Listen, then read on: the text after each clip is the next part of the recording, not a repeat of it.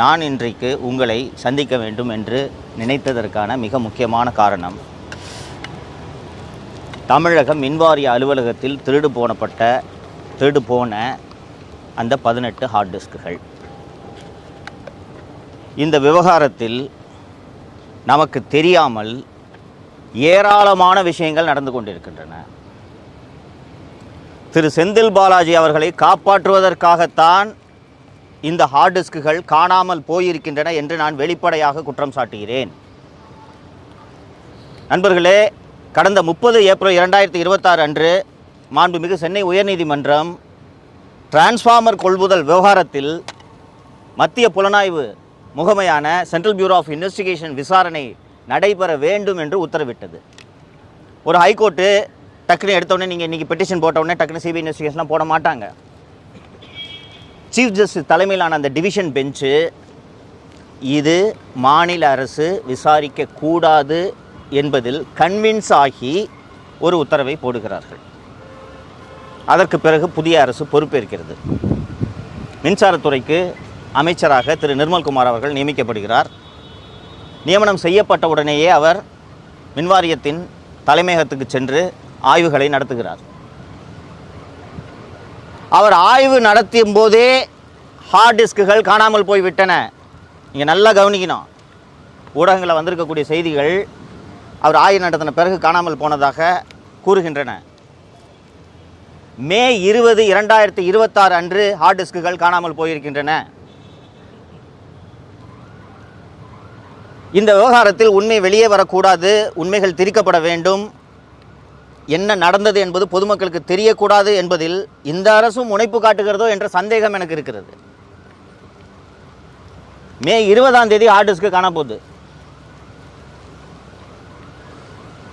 June 1 அன்று சிந்தாதிரிப்பேட்டை காவல் நிலையத்தில் சென்று மலர்விழி என்ற மின்வாரியத்தை சேர்ந்த அதிகாரி புகார் அளிக்கிறார். மே 20 முதல் ஜூன் 1 வரை புகார் அளிக்காமல் அமைதி காத்ததன் நோக்கம் என்ன? இந்த ஹார்ட் டிஸ்க் காண போகிறது, எவிடன்ஸ் காண போகிறது, இதெல்லாம் சாதாரணமான விஷயமாக நீங்கள் எடுத்துக்கொள்ளக்கூடாது. ஊடக நண்பர்கள் உங்கள் பலருக்கு நினைவிருக்கும் என்று நினைக்கிறேன். ஒரு சில ஆண்டுகளுக்கு முன்னால் குட்கா ஊழல் என்ற ஒரு மிகப்பெரிய ஊழல், அதில் முன்னாள் காவல்துறை டிஜிபிக்கள் திரு ஜார்ஜ், திரு டி.கே. ராஜேந்திரன், அப்போதைய சுகாதாரத்துறை அமைச்சர் திரு சி. விஜயபாஸ்கர் ஆகியோர் சம்பந்தப்பட்டிருந்தனர். வருமான வரித்துறையினர் நாங்கள் இந்த குட்கா கோடவுனில் சோதனை நடத்தினப்போ இவ்வளோ பேர் மாதந்தோறும் குட்கா தயாரிப்பாளர்களிடம் இவ்வளவு பணம் வாங்கியிருக்கின்றனர் என்று எங்களிடம் ஆதாரம் கிடைத்திருக்கிறது, நீங்கள் இதன் மீது நடவடிக்கை எடுங்கள் என்று அப்போதைய தலைமைச் செயலாளர் திரு ராம்மோகன் ராவ் அவர்களுக்கு கடிதம் அளித்தனர். அதற்கு பிறகு தலைமைச் செயலாளரான திருமதி கிரிஜா வைத்தியநாதன் அவர்கள் அப்படி ஒரு கடிதம் எங்களுக்கு வரவே இல்லை என்றார். செல்வி ஜெயலலிதா அவர்கள் இறந்த பிறகு போயஸ் தோட்டத்திலே நடைபெற்ற வருமான வரித்துறை சோதனையில் வருமான வரித்துறை தலைமைச் செயலாளருக்கு எழுதிய கடிதம் போயஸ் தோட்டத்திலிருந்து கைப்பற்றப்பட்டது என்பதை நீங்கள் மறந்துவிடக்கூடாது. தடயங்களும் ஆதாரங்களும் இப்படித்தான் அழிக்கப்படும். உங்கள் யாருக்கும் தெரியாத ஒரு விவகாரத்தை நான் சொல்கிறேன். முன்னாள் அமைச்சர் திரு செந்தில் பாலாஜி அவர்கள் மீது போக்குவரத்து கழகங்களில் ஓட்டுநர், நடத்துனர், mechanic, junior engineer, assistant engineer ஆகிய பல்வேறு பணியிடங்களுக்கு லஞ்சம் வாங்கி கொண்டு நியமனங்களை வழங்கினார் என்ற ஒரு வழக்கு நீண்ட காலமாக நிலுவையிலிருந்து பின்னாளில் அமலாக்கத்துறை அந்த வழக்கில்தான் அவரை கைது செய்து 1.5 ஆண்டுகள் சிறையில் வைத்திருந்தது என்பது உங்களுக்கு நினைவிருக்கும். இந்த வழக்கை திரு செந்தில் பாலாஜி அவர்கள் மீது பதிவு செய்தது சென்னை மாநகர காவல்துறை. இந்த வழக்கு பதிவு செய்யப்பட்ட ஆண்டு 2015. திரு செந்தில் பாலாஜி அவர்கள் அதிமுக, அமமுக ஆகிய கட்சிகள் எல்லாம் இருந்துவிட்டு திராவிட முன்னேற்ற கழகத்திலேயே போய் சேர்ந்து விட்டார். இந்த வழக்கின் விசாரணை 2021 திரு எடப்பாடி பழனிசாமி அவர்களின் ஆட்சி முடியும் தருவாயில்தான் வேகம் பிடிக்கிறது. அப்போதுதான் திரு செந்தில் பாலாஜி அவர்களுக்கு நாம் கைது செய்யப்படக்கூடும் என்ற எண்ணமே ஏற்படுகிறது. திரு செந்தில் பாலாஜி அவர்களும் அவரது தம்பி திரு அசோக் அவர்களும் சென்னை உயர்நீதிமன்றத்தில் முன்ஜாமீன் கேட்டு மனு தாக்கல் செய்கிறார்கள். அப்போது காவல்துறையிடம் இவர்களுக்கு முன்ஜாமீன் வழங்கலாமா வேண்டாமா என்று கேட்டபோது, ஐயா நாங்கள் எல்லா இடத்துலையும் சோதனை பண்ணிட்டோம், ஒரே ஒரு இடத்துல மட்டும் சோதனை பண்ணல. அது எங்கே என்றால் செந்தில் ஆரேபுரத்தில், ராஜா அண்ணாமலைபுரத்தில் இருக்கும் திரு செந்தில் பாலாஜி அவர்களின் வீடு. சரி ஏங்க சோதனை பண்ண? அந்த வீடு பூட்டிருங்க, சாவி எங்ககிட்ட இல்லை. அது செந்தில் பாலாஜியோட வீடு. அந்த வீட்டோட சாவியை கொடுக்க சொல்லுங்கள், சோதனைக்கு ஒத்துழைப்பு கொடுக்க சொல்லுங்கள், அதுக்கப்புறம் முன்ஜாமீன் கொடுக்கறதா இல்லையான்றதை நீதிமன்றம் முடிவு பண்ணுங்கன்னு சொல்லும்போது மாண்புமிகு நீதியரசர் திரு ஆதிகேசவல் அவர்கள் செந்தில் பாலாஜி தரப்பினரை பார்த்து அந்த வீட்டோட சாவியை கொடுக்குறீங்களா, 100 CRPC படி உடச்சு சர்ச் பண்ண சொல்லவா என்று கேட்கும் பொழுது செந்தில் பாலாஜி தரப்பில் நாங்கள் சாவியை கொடுத்துறோம், எங்களுக்கு முன்ஜாமீன் கொடுங்க என்று கூறுகிறார். சென்னை மாநகர காவல்துறையில் சென்ட்ரல் கிரைம் பிரான்ச்சில் அப்போது இருந்த ஒரு அற்புதமான புலனாய்வு குழு அந்த வீட்டை திறந்து சோதனையிட்ட போது 5 மொபைல் போன்கள், 2 ஹார்ட் டிஸ்குகள், 5 பென்டிரைவ்கள் கைப்பற்றப்படுகின்றன. அந்த ஹார்ட் டிஸ்குகளில் கிட்டத்தட்ட 8000 நியமனங்கள், 8000 நியமனங்களும் பணத்தை வாங்கி கொண்டு செய்த நியமனங்கள், 8000 நியமனங்களை செய்ததற்கான தடயங்கள் அந்த ஹார்ட் டிஸ்கில் இருந்தது. அந்த பென்டிரைவில் managing director of metropolitan transport corporation போட வேண்டிய நியமனங்களை செந்தில் பாலாஜி அவர்களின் தம்பி அசோக் இமெயில் மூலம் அனுப்பியது தெரிய வந்தது. இந்த அத்தனை ஆதாரங்களும் அந்த ஹார்ட் டிஸ்கில் இருந்தன. அந்த ஹார்ட் டிஸ்குகள் தான் இன்று வரை செந்தில் பாலாஜி வழக்கை எதிர்நோக்க காரணமாக அமைந்திருக்கிறது என்பது உங்களுக்கு சொல்லுவதன் மூலம் இப்போது மின்வாரியத்தில் காணாமல் போன ஹார்ட் டிஸ்குகளின் முக்கியத்துவம் என்ன என்பதை நீங்கள் புரிந்து கொள்ள வேண்டும் என்று நான் நினைக்கிறேன். ஃபர்ஸ்ட் அமைச்சர் அவர்கள் டைம்ஸ் ஆஃப் இந்தியாவில் நேற்றைக்கு முன்தினம் முதல் பக்கத்தில் ஹார்ட் டிஸ்குகள் காணாமல் போயுள்ளன, 7வது 8வது 9 மற்றும் 10 5 7 8 10 ஆகிய மாடிகளில் உள்ள கணினிகளிலிருந்து ஹார்ட் டிஸ்குகள் காணாமல் போயிருக்கின்றன என்று டைம்ஸ் ஆஃப் இந்தியாவில் செய்தி வந்த பிறகு அமைச்சர் பத்திரிகையாளர்களை சந்திக்கிறார் இல்லைங்களா? இது ஒரு வெளிப்படையான அரசு, ஜீரோ கரப்ஷன், டிரான்ஸ்பரண்டாக இருக்கும் என்று மாண்புமிகு முதலமைச்சர் அவர்கள் சொல்வதை நானும் நம்புகிறேன், நீங்களும் நம்புகிறீர்கள். ஆனால் டைம்ஸ் ஆஃப் இந்தியாவில் செய்தி வந்த பிறகு அமைச்சர் அவர்கள் செய்தியாளர்களை சந்தித்து ஆமாங்க ஹார்ட் டிஸ்க் காண போயிருக்குங்க. சரி என்ன சார் பண்ணீங்க? நாங்கள் சிந்தாதிரிப்பேட்டை காவல் நிலையத்தில் புகார் அளிச்சிருக்கோம். நண்பர்களே, தமிழ்நாட்டில் இன்வெஸ்டிகேஷனுக்கு என்றே இருக்கக்கூடிய பிரத்யேகமான ஏஜென்சி கிரைம் பிரான்ச் சிஐடி. இந்த வழக்கை கிரைம் பிரான்ச் சிஐடி விசாரிக்க வேண்டும் என்றால் ஆமாம் விசாரிக்க வேண்டும். சிந்தாதிரிப்பேட்டை போலீஸ் ஸ்டேஷனில் போய் நீங்கள் கம்ப்ளைண்ட் கொடுத்தீங்கன்னா அவங்க பந்தோபஸ்து பார்ப்பாங்களா, இன்வெஸ்டிகேட் பண்ணுவாங்களா? அப்போ உங்களுக்கு இந்த காணாமல் போன ஹார்ட் டிஸ்குகளை கண்டுபிடிக்க வேண்டும் என்ற எண்ணம் இருக்கிறதா இல்லையா? நண்பர்களே, அந்த காணாமல் போன ஹார்ட் டிஸ்க் தொடர்பாக இன்னும் ஒரு அதிர்ச்சிகரமான விஷயத்தை சொல்கிறேன். மின்சாரத்துறையில் மின் வாரியத்தில் விஜிலன்ஸ் என்று ஒரு பிரிவு இருக்கிறது. அது மின்சார திருட்டை கண்டுபிடிக்கிறதுக்கான பிரிவு. ஒரு லிமிட்டட் ஸ்ட்ரெங்த்தில் தான் அது பணியாற்றுகிறது என்றாலும் அதன் தலைமை பொறுப்பில் இருக்கக்கூடியவர் கூடுதல் டிஜிபி அந்தஸ்தில் இருக்கக்கூடிய ஒரு அதிகாரி. இப்போது அந்த பதவியில் இருப்பவரின் பெயர் திரு ஆயுஷ்மணி திவாரி. நண்பர்களே, அவருடைய அலுவலகத்தில் இருக்க ஹார்ட் டிஸ்கை காணாங்க. அப்போது மின்சாரத்துறை அமைச்சர் திரு நிர்மல்குமார் அவர்கள் என்னதான் ஆய்வு செய்தார்? Sir, April 30 Madras high court division bench CBI investigation transformer கொள்முதல் சிபிஐ இன்வெஸ்டிகேஷன் போட்டிருக்குங்க. அந்த ஆதாரங்களை எல்லாம் சேகரித்து பத்திரமாக கொடுக்க வேண்டியது இந்த அரசின் கடமையா இல்லையா? காணாம போச்சு ஹார்ட் டிஸ்க்ன்றீங்க. ஏங்க யாருங்க எடுத்தா சிசிடிவியை வச்சு கண்டுபிடிக்கலாம்னு கேட்டால் சிசிடிவி 4 மாடியில் வேலை செய்யலைன்றாங்க. சார் அப்போ என்ன சார் ஆய்வு பண்ணீங்க நீங்க? நினைக்க நெஞ்சம் பதறுகிறது தோழர்களே. நான் 18 ஆண்டுகள் லஞ்ச ஒழிப்பு துறையில் பணியாற்றி இருக்கிறேன். ஒரு அரசு அலுவலகத்தில் இப்படி ஆவணங்கள் காணாமல் போகாது. இன்னைக்கு இந்த செய்தி பரபரப்பாகி அனைத்து எதிர்க்கட்சிகளும் இது குறித்து விசாரணை வேண்டும் என்று அறிக்கை வெளிவந்த பிறகு தற்போதைய செய்தியாக இன்று காலை வந்திருக்கக்கூடிய செய்தி, கோபிநாத் என்பவர் கைது செய்யப்பட்டிருக்கிறார். பெங்களூருக்கு அழைத்து சென்று 34 ஹார்ட் டிஸ்குகள் மீட்கப்பட்டுள்ளன என்று கூறுகிறார்கள்.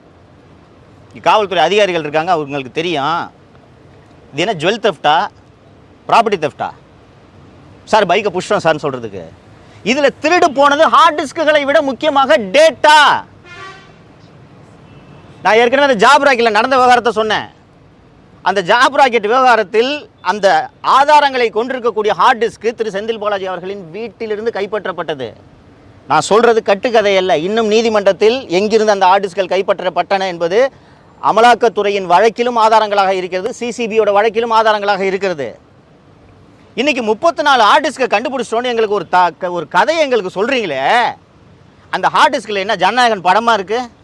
உண்மையிலே ஜனநாயகன் படம் இருந்துச்சுன்னா படம் இருக்கா? வேறு என்ன இருக்குன்றது உங்களுக்கு எப்படி தெரியும்? இன்னொரு கூடுதலான தகவலை சொல்கிறேன். காணாமல் போக வேண்டியது அல்லது காணாமல் போக அடிக்க வேண்டும் என்று இவர்கள் நினைத்தது ஒரே ஒரு ஹார்ட் டிஸ்க், ஒரே ஒரு ஹார்ட் டிஸ்க். அந்த ஒரு ஹார்ட் டிஸ்கை மட்டும் திருடுனா அந்த ஒரு ஹார்ட் டிஸ்கில் என்ன இருக்குன்னா, கடந்த 5 ஆண்டுகளாக தனியாரிடமிருந்து மின்சாரம் வாங்கியதில் நடைபெற்ற அந்த ஆதாரங்கள், சூரிய ஒளி மின்சாரத்தை தனியாரிடமிருந்து வாங்கியதற்கான ஆதாரங்கள், சுருக்கமாக சொல்லப்போனால் 5 ஆண்டுகளில் தமிழக மின்வாரியத்தில் நடைபெற்ற ஊழல்களின் மொத்த ஆதாரமும் அந்த ஒரு ஹார்ட் டிஸ்கில் அடங்கியிருக்கிறது. இன்னைக்கு 34 ஹார்ட் டிஸ்கை நாங்கள் பெங்களூர்லேருந்து சீஸ் பண்ணியிருக்கோன்னு போய் இங்கே நண்பர்கள் ரிச் ஸ்ட்ரீட்டுக்கு போயிருப்பீங்க. அங்கே போய் இந்த கம்ப்யூட்டர் ரிப்பேர் பண்ணுற கடையிலலாம் கேட்டிங்கன்னா ஒரு 50 லேப்டாப் அடி போட்டு வச்சுருப்பாங்க. ஒரு லேப்டாப் காணா போச்சுன்னு சொல்லிட்டு நம்ம புகார் கொடுத்தோன்னா 10 லேப்டாப்பை சீஸ் பண்ணிட்டு வந்து அந்த லேப்டாப்லாம் நாங்கள் சீஸ் பண்ணுறாங்க பாருங்கன்னு சொல்கிறது போல் இந்த கதை இருக்கிறது. நான் தமிழக அரசை மாண்புமிகு முதல்வரை கேட்டுக்கொள்வதெல்லாம் ஒன்றே ஒன்று தான். டிரான்ஸ்ஃபார்மர் கொள்முதலில் மிகப்பெரிய ஊழல் நடைபெற்றிருக்கிறது என்று சிபிஐ விசாரணைக்கு உத்தரவிடப்பட்டிருக்கக்கூடிய இந்த சூழ்நிலையில் அது தொடர்பான திருட்டு வழக்கையும் சிபிஐ தான் விசாரிக்க வேண்டும். சிந்தாதிரிப்பேட்டை காவல் நிலையமோ தமிழக காவல்துறையோ விசாரிப்பது பொருத்தமாக இருக்காது. இந்த விசாரணையின் மீது தமிழக மக்களுக்கு நம்பிக்கை ஏற்படுத்தும் வகையிலும் இது இருக்காது. ஏன் தமிழக காவல்துறை இந்த விசாரணை எல்லாம் நடத்தக்கூடாது என்று நான் சொல்ல விரும்புகிறேன், சொல்லிக் கொண்டிருக்கிறேன் என்றால், லஞ்சம் மற்றும் ஊழலை விசாரிக்க வேண்டிய துறையின் இயக்குனராக ஒரு ஊழலின் ஊற்றுக்கண்ணை இந்த அரசு நியமித்திருக்கிறது. இது தொடர்பாக நான் ஏற்கனவே பேசியிருக்கிறேன். செல்வி ஜெயலலிதா அவர்களின் அரசுக்கு எப்படி ஒரு சசிகலா இருந்தாரோ அதுபோல தமிழக முதலமைச்சர் திரு விஜய் அவர்களின் அரசாங்கத்துக்கு விகடனின் முன்னாள் ஆசிரியர் திரு கலை என்கிற கலைச்செல்வன் இருக்கிறார் என்று நான் வெளிப்படையாக குற்றம் சுமத்துகிறேன். நான் பேசிக் கொண்டிருக்கக்கூடிய இந்த தருணத்திலே கலை அவர்கள் போயஸ் தோட்டத்திலே உள்ள ஆதவ அர்ஜுனாவின் அலுவலகத்தில் அமர்ந்த அதிகாரிகளை சந்தித்துக் கொண்டிருக்கிறார்.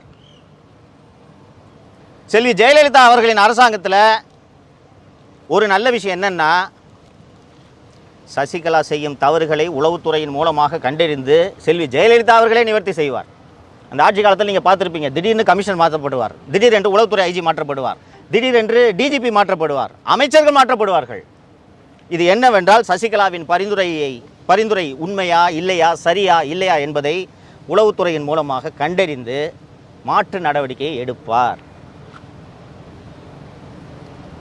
நான் தூய ஆட்சியை தருவேன், 1 ரூபாய் கூட யாரையும் திருட விட மாட்டேன், ஏற்கனவே திருடியவர்களை தண்டிக்காமல் விட மாட்டேன் என்று திரு முதலமைச்சர் விஜய் அவர்கள் சொன்னது எனக்கு உள்ளூர மகிழ்ச்சி அளித்தது.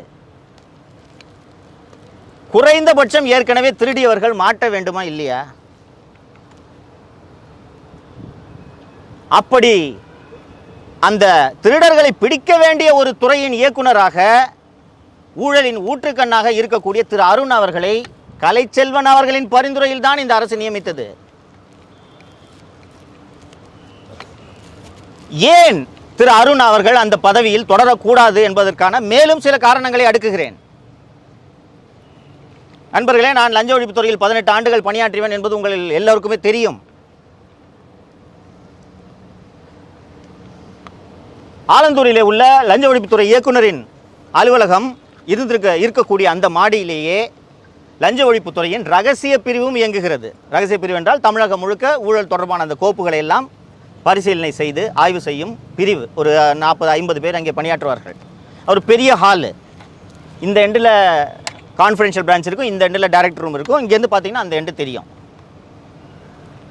நான் ஏற்கனவே சொன்னேன், லஞ்ச ஒழிப்புத்துறைக்கு சம்பந்தமே இல்லாத, லஞ்ச ஒழிப்புத்துறையோட அந்த பணியாளர் பட்டியலில் இல்லாத ஐயப்பன் என்பவரை திரு அருண் அவர்கள் அழைத்து கொண்டு லஞ்ச ஒழிப்புத்துறைக்கு வந்திருக்கிறார் என்பதை நான் ஏற்கனவே சொன்னேன். இதுபோக சென்னை மாநகர காவல்துறையில் பணியாற்றக்கூடிய 20 காவலர்களை எதற்கென்றே தெரியாமல் திரு அருண் அவர்கள் அழைத்து அவரது அறைக்கு எதிரே இருக்கக்கூடிய இணை இயக்குனரின் அலுவலகத்தை காலி செய்துவிட்டு அங்கே அவர்களை அமர வைத்திருக்கிறார் என்று நான் ஏற்கனவே சொன்னேன். இப்போது அந்த இயக்குனர் அலுவலகத்தை வெளியில் இருந்து பார்த்தால் யார் வருகிறார்கள், யார் போகிறார்கள் என்பது தெரியாத வகையில் ஒரு தடுப்பு எழுப்பப்பட்டுள்ளது. லஞ்ச ஒழிப்புத்துறை இயக்குனர் என்பவர் ஒரு additional DGP, is a public servant, is an officer. அவரை யார் பார்க்க வராங்கன்றது தெரிஞ்சால் என்னங்க, இதில் ரகசியம் எதற்கு என்ன இருக்குது? ஆனால் திரு அருண் அவர்கள் ஏன் இந்த தடுப்பை எழுப்பினார்? ஏன் லஞ்ச ஒழிப்புத்துறைக்கு சம்பந்தம் இல்லாத ஐயப்பனை வைத்திருக்கிறார்? ஏன் லஞ்ச ஒழிப்புத்துறைக்கு சம்பந்தம் இல்லாத சென்னை மாநகர காவல்துறையின் 20 காவலர்களை அங்கே இப்போதும் வைத்திருக்கிறார் என்பதற்கான காரணம் தெரிந்துவிட்டது. நண்பர்களே, கடந்த அக்டோபர் 2025 முதல் அமலாக்கத்துறை 4 கடிதங்களை தமிழக டிஜிபிக்கு அனுப்பியிருக்கிறது. அந்த 4 கடிதங்களுமே முன்னாள் அமைச்சர் மற்றும் எனது அருமை நண்பர் திரு KN நேரு அவர்கள் செய்த பல 1000 கோடி ஊழல்கள் தொடர்பான ஆதாரங்களை அமலாக்கத்துறை பேட்சாக அனுப்பினார்கள். முனிசிபல் அட்மினிஸ்ட்ரேஷன் டிபார்ட்மெண்ட்டில் டிரான்ஸ்ஃபர் அண்ட் போஸ்டிங் கரப்ஷன் மட்டும் ஒரு பேட்ச், முனிசிபல் அட்மினிஸ்ட்ரேஷன் டிபார்ட்மெண்ட்டில் நடந்த ரெக்ரூட்மெண்ட் ஒரு பேட்ச், முனிசிபல் அட்மினிஸ்ட்ரேஷன் டிபார்ட்மெண்ட்டில் நடந்த சாக்கடை போடுவது முதல் கட்டுமானம் வரையிலான ஊழல் தொடர்பான ஆவணங்கள் ஒரு பேட்ச். இந்த ஆதாரங்கள் எல்லாத்தையும் அந்த வாட்ஸ்அப் சாட் இதெல்லாம் ஊடகங்கள் செய்திகளாக வந்திருக்கிறது, நீங்கள் பார்த்திருப்பீர்கள். இந்த ஆதாரங்கள் எல்லாத்தையும் கிட்டத்தட்ட அது சில 1000 பக்கங்கள் இருக்கும். இந்த ஆதாரங்களை எல்லாம் அமலாக்கத்துறை தமிழக டிஜிபிக்கு அனுப்பி நீங்கள் இதில் ஒரு விசாரணை உத்தரவிடுங்கள், பிரிவென்ஷன் ஆஃப் மணி லாண்டரிங் ஆக்டின் படி எங்களுக்கு நாங்கள் நடத்தும் சோதனையில் புதிய குற்றங்கள் தொடர்பான தரவுகள் கிடைத்தால் நாங்கள் அதை சம்பந்தப்பட்ட துறைக்கு அனுப்பிவிடுவோம், அந்த துறை அதன் மீது நடவடிக்கை எடுக்கும், அதன் பின்னால் அதில் உள்ள சட்டவிரோத பண பரிவர்த்தனை தொடர்பாக மட்டும்தான் நாங்கள் விசாரணை நடத்துவோம் என்று அமலாக்கத்துறை தமிழக டிஜிபிக்கு கடிதம் அனுப்பியது. தமிழகத்தின் பொறுப்பு டிஜிபியாக இருந்த மரியாதைக்குரிய திரு வெங்கட்ராமன் அவர்கள் உடனடியாக அந்த ஆதாரங்களையும் அமலாக்கத்துறையின் கடிதங்களையும் இணைத்து லஞ்ச ஒழிப்புத்துறை இயக்குநராக அப்போது இருந்த திரு அபய்குமார் சிங் அவர்களுக்கு அனுப்புகிறார். அபய்குமார் சிங் அவர்கள் அப்போது இருந்த அரசியல் சூழலின் காரணமாக எந்த நடவடிக்கையும் எடுக்க முடியவில்லை. இந்த நேரத்தில் இந்த வழக்கில் சிறை செல்ல இருக்கிற எனது அருமை நண்பர் திரு KN நேரு அவர்களுக்கு அமலாக்கத்துறையிடம் என்னதான் ஆதாரங்கள் இருக்கிறது என்பதை எப்படியாவது தெரிந்து கொள்ள வேண்டும் என்று கடும் முனைப்பில் ஈடுபடுகிறார். ஆனால் லஞ்ச ஒழிப்புத்துறையிலிருந்து ஒரு காகிதம் கசியாதுங்க. இன்னைக்கு வரைக்கும் அப்படி தான், நேற்று வரைக்கும் அப்படி தான் இருந்தது. அவரால் அது என்ன ஆதாரங்கள் என்பதையே தெரிந்து கொள்ள முடியவில்லை. ஏனென்றால் என்ன ஆதாரங்கள் அவர்கள் இன்வெஸ்டிகேட்டிங் ஏஜென்சி கையில் இருக்குன்னு தெரிஞ்சாதான் KN நேரு அவர்கள் தன்னுடைய வழக்கறிஞர்களிடம் விவாதித்து அதற்கான டிஃபென்ஸை பில்டு பண்ண முடியும். திரு அருண் அவர்கள் அமலாக்கத்துறை அனுப்பியிருந்த அந்த ஆயிரக்கணக்கான பக்கங்கள் கொண்ட ஆதாரங்களை மொத்தமாக ஒரு நகல் எடுத்து KN நேரு அவர்களிடம் ஒப்படைத்திருக்கிறார் என்று எனக்கு லஞ்ச ஒழிப்புத்துறையிலிருந்து தகவல் வந்திருக்கிறது. இது போன்ற அநியாயம் எங்காவது நடக்குமா? திரு அருண் அவர்கள் மீது எனக்கு என்ன தனிப்பட்ட பகையா? எனக்கு வர வேண்டிய கமிஷனர் போஸ்ட் அவர் பறிச்சுக்கிட்டாரா? ஆனால் இவர் தவறான நபர், இவரை இங்கே நியமிக்காதீர்கள், நீங்கள் நியமித்தது தவறு, திருத்திக் கொள்ளுங்கள் என்று நான் ஏற்கனவே ஒரு முறை வெளிப்படையாக மக்கள் மன்றத்திலே முதல்வர் அவர்களுக்கு கோரிக்கை வைத்தேன். இன்னமும் அருண் அவர்கள் அந்த பதவியிலே தொடர்கிறார். நேற்று நீங்கள் எல்லாம் பார்த்திருப்பீர்கள், பத்திரப்பதிவு அலுவலகங்களே அருண் அதிரடி சோதனைக்கு உத்தரவிட்டார், லட்சக்கணக்கில் பணம் கைப்பற்றப்பட்டது என்று. நண்பர்களே, ஒரு விஷயத்தை புரிந்து கொள்ளுங்கள். கொஞ்சம் ஆஃப் பண்ணுங்க. நண்பர்களே, ஒரு விஷயத்தை புரிந்து கொள்ளுங்கள். நான் லஞ்ச ஒழிப்புத்துறையிலே பணியில் சேர்ந்தது 1991ஆம் ஆண்டு. லஞ்ச ஒழிப்புத்துறையோட வேலையே இந்த மாதிரி சர்ப்ரைஸ் செக் பண்ணுறது தான். சப் ரிஜிஸ்ட்ரார் ஆஃபீஸ் மட்டும் இல்லை, RTO ஆஃபீஸ்க்கு போவான், தாலுகா ஆஃபீஸ்க்கு நான் போயிருக்கிறேன், விருகம்பாக்கம் சப் ரிஜிஸ்டருக்கு நான் போயிருக்கிறேன். ஆர்டி ஆஃபீஸு இந்த அந்த மாதிரி பணப்புழக்கம் அதிகம், லஞ்சம் அதிகம் புழங்கக்கூடிய அலுவலகங்களுக்கு செல்வது என்பது அதுதான் பணி. இப்போது ஏன் திடீரென்று பத்திரப்பதிவுத்துறை மீது குறிவைத்து இப்படி ஒரு அதிரடி சோதனைகளை திரு அருண் அவர்கள் நடத்த உத்தரவிட்டிருக்கிறார் என்றால், முதல்வர் அவர்கள் பார்த்துவிட்டு, ஆகா இப்படி ஒரு மாணிக்கத்தை நாம் தேர்ந்தெடுத்து லஞ்ச ஒழிப்புத்துறைக்கு நியமித்திருக்கிறோமே என்று இவரை இந்த பணியிலே தொடர அனுமதிக்க வேண்டும் என்பதற்காகத்தான் நான் மீண்டும் ஒரு முறை முதல்வர் அவர்களிடம் வேண்டி கேட்டுக்கொள்கிறேன்.